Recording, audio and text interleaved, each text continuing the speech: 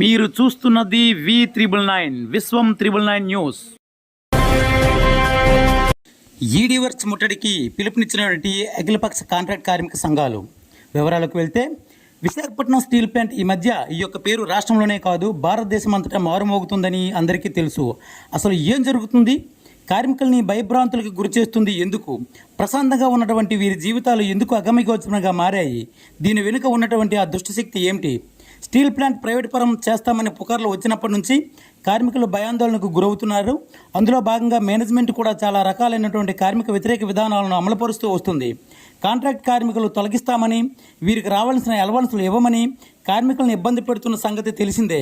వీటిని త్రిప్పికొట్టే భాగంగా కార్మికులంతా పెద్ద ఎత్తున పోరాటాలు చేస్తున్నారు. అయినప్పటికీ యాజమాన్యం కార్మికులపై తీవ్రంగా విరుచుకుపడుతుందని, రావాల్సిన ప్రయోజనాలను ఇవ్వకుండా నిలిపివేయాలని చూస్తుంది. వాటిని వ్యతిరేకించటకై ఈరోజు ఈడీ వర్క్స్ ముట్టడికై కార్మిక సంఘాలు పిలుపునివ్వడం జరిగింది.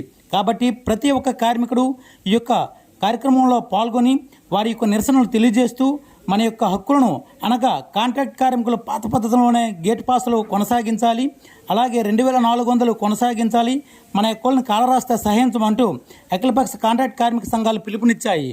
అందరం సమిష్టి కృషితో వ్యతిరేకించకపోతే చివరి ఈ యొక్క స్టీల్ ప్లాంట్ పరిస్థితి ఎలా ఉంటుందో ఊహించడానికి అతి కష్టమని సంఘ నాయకులు, ప్రజలు ఆందోళన చెందుతున్నారు. కాబట్టి ప్రతి ఒక్కరూ ఈ యొక్క కార్యక్రమంలో పాల్గొని మన యొక్క నిరసన తెలియజేయాలని కాంట్రాక్ట్ కార్మిక సంఘాలుగా పిలుపునిచ్చారు. జరుగుతుంది. దయచేసి అందరు కార్మికులు కూడా మాత్రమే ఈ ధర్నాలో పాల్గొంటారని చెప్పేసి ప్రతి ఒక్క యూనియన్ లీడర్కి, ప్రతి ఒక్క యూనియన్కి కూడా తెలియపరుస్తున్నాం. Thank you sir, thank you very much. ఈరోజు ఈడీ వర్క్స్ ముట్టడి కార్యక్రమంలో ప్రతి ఒక్క కార్మికులు ప్రతి ఒక్కరు రావాలి. ఎందుకంటే మన సమస్యలు చాలా ఎక్కువ. ఈరోజు అన్ని యూనియన్లు అఖిలపక్ష యూనియన్గా ప్రతి ఒక్క యూనియన్ లీడరు వచ్చి ఈడీ వర్క్స్ వచ్చి స్పందించి ప్రతి కార్మికులందరూ ఉద్దేశించి ముట్టడించాలని నా మనవి. ఈరోజు సమస్యలు ఎన్నో ఉన్నాయి. 2400 గురించి మాట్లాడుతున్నారు. అలాగే కొంతమంది పాత్రలు మిస్ అయ్యాయి. దాని గురించి అఖిలపక్ష సంఘ నాయకులు కూడా మాట్లాడుతున్నారు. కాబట్టి ఈరోజు ప్రతి ఒక్క కార్మికులందరూ ఈడీ వర్క్స్ ముట్టడి ఇవ్వాలని, 3 గంటలు రావాలని కోరుకుంటున్నాం.